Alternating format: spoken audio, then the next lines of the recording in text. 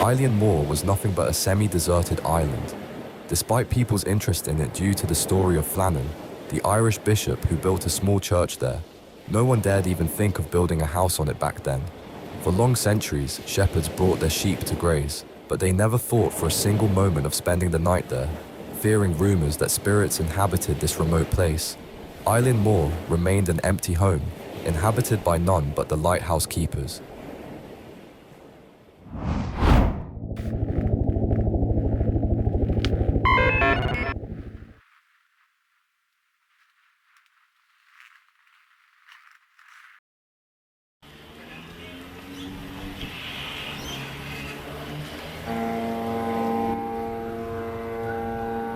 On the 16th of December, 1900, a ship decided to carve its path toward this nightmare in the remote archipelago of the Outer Hebrides.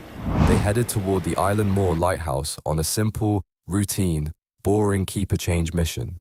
Captain James Harvey was in charge of the ship carrying the relief keeper, Joseph Moore, and suddenly, Harvey was surprised and bewildered that no one was there to receive them.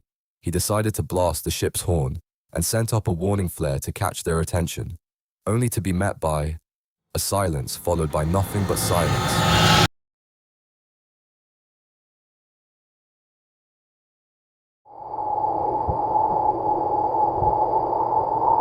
Moore rowed toward the shore and climbed the long stone steps heading for the lighthouse. According to Moore's own reports, he felt a sensation consuming his chest, like an omen of doom accompanying him on his long trek. When his feet stepped inside the place, he found a door open. Inside, there were only 2 waterproof coats, out of 3. Moore took heavy steps toward the kitchen, and there he saw food half-eaten on the table, a chair overturned as if someone had fled in sheer panic, and a stopped wall clock. But the official investigation conducted by Robert Muirhead cast doubt on this narrative. It revealed that the kitchen was perfectly tidy, with the dishes washed and carefully set in their places. This meant that the keepers did not flee suddenly while eating, but left orderly and mysteriously after finishing their work, and no one truly knows what the truth is. What increased the grimness of the place was that Moore completed his search of the entire lighthouse without hearing within it a whisper that matched the whisper of his own boots. An urgent telegram was sent by Harvey, which in turn was directed to the headquarters of the Northern Lighthouse Board in Edinburgh. The telegram read, "A dreadful accident has happened at the Flannans. The 3 keepers, Duckett, Marshall, and the Occasional, have disappeared from the island. On our arrival there this afternoon, no sign of life was to be seen on the island. We fired a rocket, but, as no response was made, managed to land Moore, who went up to the station but found no keepers there. The clocks were stopped, and other signs indicated that the accident must have happened about a week ago. Poor fellows, they must have been blown over the cliffs or drowned trying to secure a crane or something of that kind. Night coming on, we could not wait to make something as to their fate. I have left Moore, MacDonald, buoymaster, and 2 seamen on the island to keep the light burning until you make other arrangements."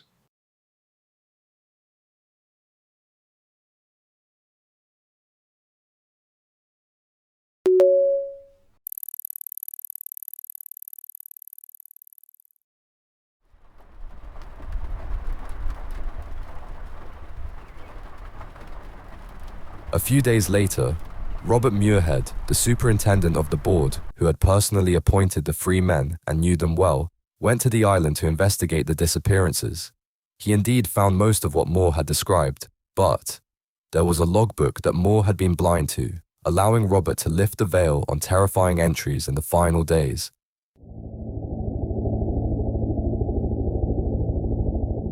December 12th, 1900. Thomas Marshall wrote about severe winds the likes of which I have never seen before in 20 years, and that James Ducat, the principal keeper, was very quiet, while the third assistant, William MacArthur, had tears welling up in his eyes. December 13th, 1900. The storm was still ongoing, and the three men were praying. Three experienced lighthouse keepers, safe inside a brand new lighthouse rising 150 feet above sea level, praying for a storm to stop. The strange thing is that no storm whatsoever was reported during this period, December 12th, 13th, and 14th, from the area, which means he might have meant something symbolic by the storm. Or maybe it was a real storm. No one knows.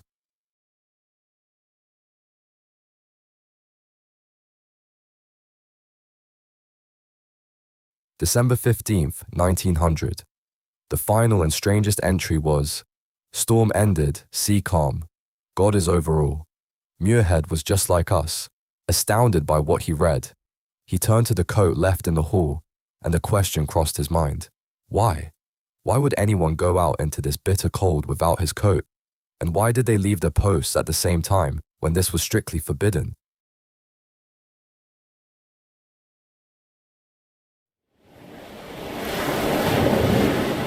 There was some evidence at the lower landing platform, ropes scattered everywhere on the rocks. These ropes are usually kept in a box 70 feet above the platform on the supply crane. There is a possibility that it broke loose, and they were trying to recover it when a wave suddenly struck, for example, and washed them into the shore. But when Muirhead presented this theory, it didn't convince some at the lighthouse board. Why didn't the waves wash any of the bodies ashore? And why did one of them go out without his coat in the first place, especially since we are in the bitter cold of a December winter and in the rugged Hebrides Islands? And how could a mere wave catch three experienced men off guard? These were all questions raised, but the most important one was that the sea was originally calm. They were certain of this because the lighthouse was visible from the Isle of Lewis, and any strange weather was supposed to hide it from view.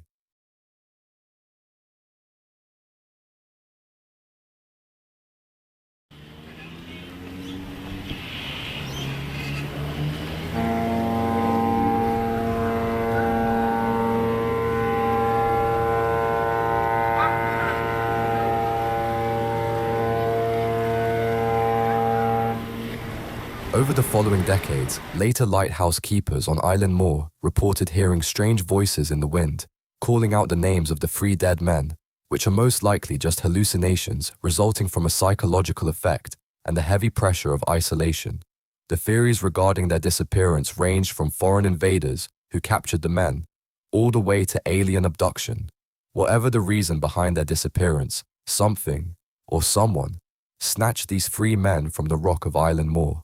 Or perhaps they themselves agreed on a plan for something unknown, and that chilly winter day more than 100 years ago was its very first step.